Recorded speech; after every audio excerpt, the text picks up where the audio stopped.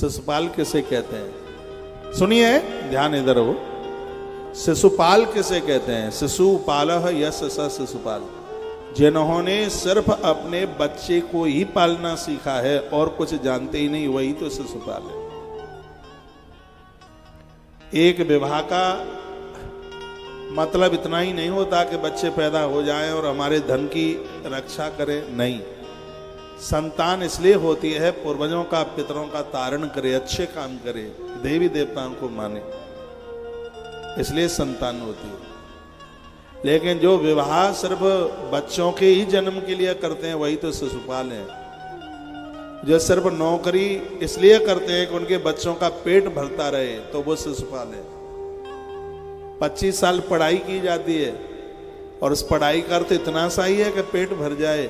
सूकरा और कुकरा, सूकरिया एक बार में 12 बच्चों को जन्म देती है। मैंने गिनती की है इसलिए मुझे पता है। भीख का कटोरा लेके कहीं नहीं जाती, पेट तो उसका भी भर जाता है। आप तो बहुत संभ्रांत हैं, 100-100 बीघा जमीन वाले लोग यहां बैठे हैं जिनके पास एक कूण जमीन नहीं होती, पेट तो उनका भी भर जाता है। क्या इतनी पढ़ाई लिखाई जो की है वो सिर्फ पेट भरने के लिए है? नहीं, आपने जितनी भी पढ़ाई की है ये सुखद जीवन, आनंदोत्मग्न जीवन जीने के लिए है, चरित्र के साथ जिंदगी जीने के लिए आपने विद्या पढ़ी है। विद्या वह है जो विनय देती है, विद्या में अकड़ नहीं है। शिक्षा और विद्या में दोनों में अंतर है। शिक्षा शिक्षित बना देती है, पुस्तकीय ज्ञान देती है, लेकिन विद्या विद्वान बना देती है, विद्या विनम्र बना देती है। कभी भी स्कूलों का नाम शिक्षा निकेतन नहीं, उनका नाम विद्या निकेतन होना चाहिए। शिक्षा तो एक नॉलेज सी दे देती है, लेकिन जो विद्या है वो विनम्रता देती है। विद्या विनयम दा, विद्या विनय देती है, विनम्र बना देती है। विद्या, आप जितने विद्यावान होंगे उतने ही आप विनम्र होंगे। तो विद्या तो विनय के लिए है। तो आप जो पढ़ाई लिखाई कर रहे हैं वो शिशुपाल बनने के लिए नहीं, शिशुपाल मत बनिए। और ये बहुत बड़ा खोट है यदि आपका पैसा सिर्फ बच्चों के ही ऊपर खर्च हो जाता है, पत्नी के ऊपर ही खर्च हो जाता है। कभी आपका पैसा माँ बाबू जी के काम नहीं आया, कभी धर्म पुण्य के काम नहीं आया, तो योग्यता के लिए धिक्कार है। आपके यहाँ कोई मंदिर बन रहे हैं, गौ सदन बन रहे हैं, गरीब बेटियों की शादियां हो रही हैं, उसमें अपना योगदान कीजिए, उसमें अपना सहयोग कीजिए। फिर देखिए कितना आनंद होता है। उसी दिन तो आप कृष्ण बन जाएंगे। लक्ष्मी के 3 रूप हैं, संपत्ति के 3 रूप हैं, लक्ष्मी, कुलक्ष्मी और महालक्ष्मी। ध्यान से सुनिए, लक्ष्मी, कुलक्ष्मी और महालक्ष्मी।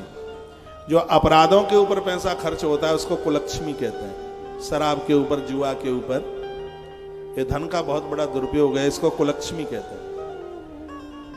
पीपल की पूजा इसलिए की जाती है क्योंकि शनिवार को ये वरदान में मिला है कि पीपल की जड़ों में महालक्ष्मी आके बैठती है। वो लंबी कथा भी मैंने 1 महीने पहले वृंदावन से सुनाई थी। जिनके घर का पैसा जुआ में जाता है, जिसके घर का पैसा शराब में जाता है, उल्टे पुल्टे कामों में जाता है, व्यभिचार में जाता है, वो विश्वास के साथ पद्म पुराण की बात मान ले।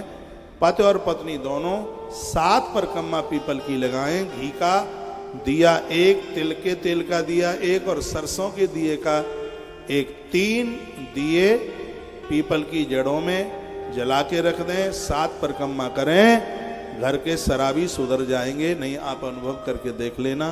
फालतू में, व्यर्थ में जो धन समाप्त हो रहा है वो धन बच जाएगा, ऐसा पद्म पुराणांतर्गत वर्णन किया गया है।